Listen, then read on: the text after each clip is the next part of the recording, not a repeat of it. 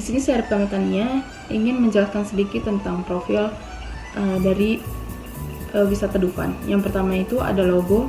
Logo Dufan adalah dunia keajaiban dan kegembiraan keluarga. Lalu ada lokasi dari Dufan yaitu berada di Taman Impian Jaya Ancol, Jakarta, Indonesia. Yang kedua, tema dari Dufan adalah Jakarta, Amerika, Istana Boneka, Indonesia, Eropa, Asia, fantasi hikayat petualangan, fantasi hikayat Yunani, indoor Dufan, dan dunia kartun.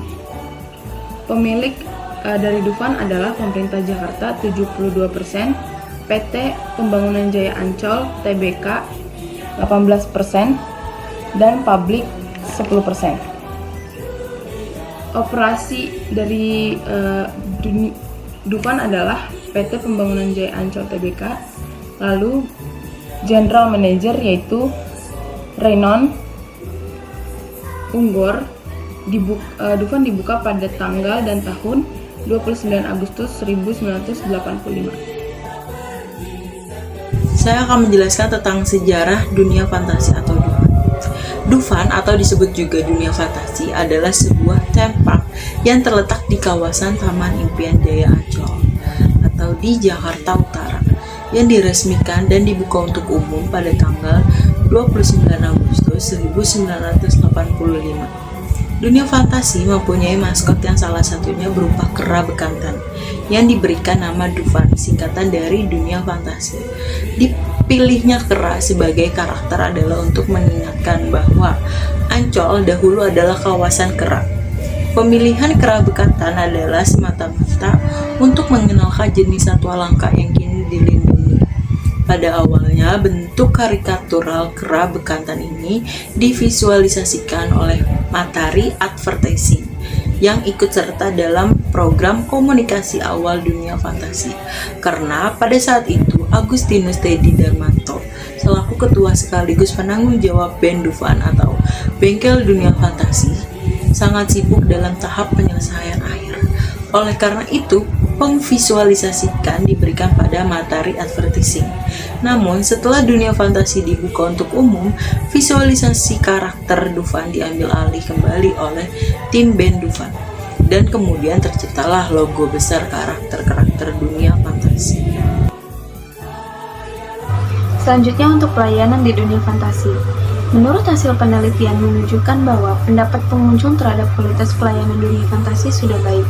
Hal tersebut terlihat dari hasil pendapat pengunjung sebanyak 40% berpendapat baik dan 60% berpendapat sangat baik. Hasil perhitungan dari tingkat kepuasan pengunjung terhadap pelayanan rekreasi dunia fantasi berdasarkan dari kelima indikator. Yang pertama ada indikator tangible atau bentuk fisik. Pengunjung sangat puas terhadap fasilitas yang menarik dan sarana-prasarana yang nyaman bagi pengunjung. Namun, pengunjung masih merasa kurang puas terhadap keamanan wahana permainan dan penampilan karyawan dunia fantasi.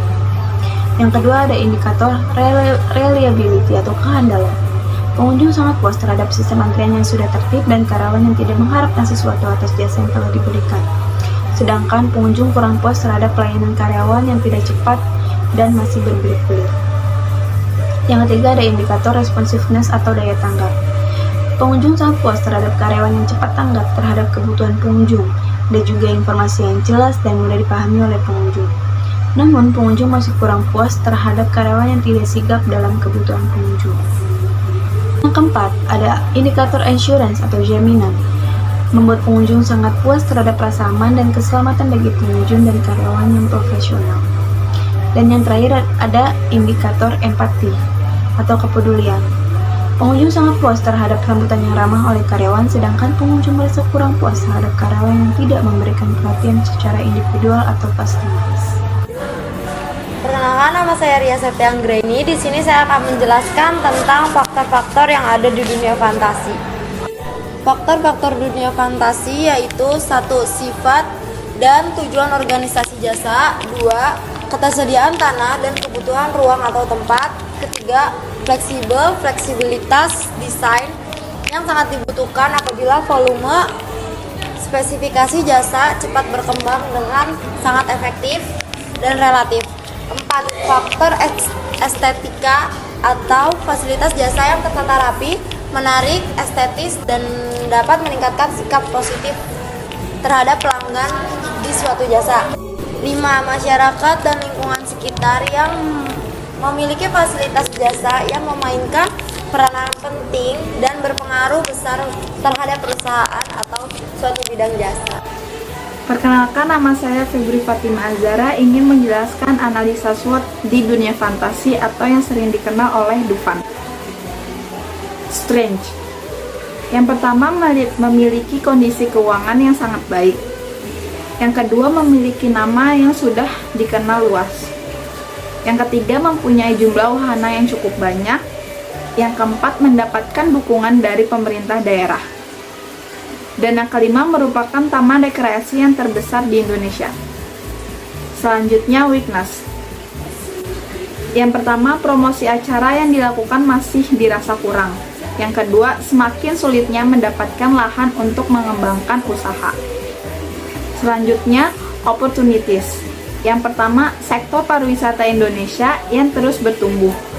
Yang kedua, jumlah penduduk Indonesia yang mencapai 200 juta penduduk. Yang ketiga, industri taman rekreasi yang masih terus dapat berkembang. Yang keempat, meningkatnya daya beli masyarakat. Yang terakhir, threats. Yang pertama, persaingan yang semakin ketat di antara perusahaan sejenis yang ada. Yang kedua, munculnya perusahaan-perusahaan baru sejenis dengan ide yang lebih fresh. Yang ketiga, mulai bergesernya pandangan hiburan di mata masyarakat dari taman rekreasi menjadi mall. Saran saya untuk dunia fantasi, atau bisa disebut juga dengan Dufan, yaitu adanya hubungan antara efektivitas promosi struk parkir terhadap keputusan pembelian tiket di Dufan bisa dibilang rendah tapi pasti. Maka diharapkan dunia fantasi menjaga kualitas dari program promosi struk parkir, salah satunya yaitu dengan memperpanjang program promosi struk parkir dan meningkatkan keunggulan sehingga masyarakat terus tertarik untuk berkunjung ke dunia fantasi dengan adanya promosi struk parkir yang memberikan potongan harga tiket di Dufan. Dunia fantasi juga diharapkan menciptakan program-program promosi tiket masuk yang memudahkan dan menarik pengunjung untuk datang dan bermain ke Dufan dengan harga yang bersaing dan berkualitas, seperti untuk pelajar sebagai peminat yang paling banyak setiap harinya yang berkunjung, mengingat semakin banyak tempat hiburan dan rekreasi yang bermunculan di Indonesia saat ini.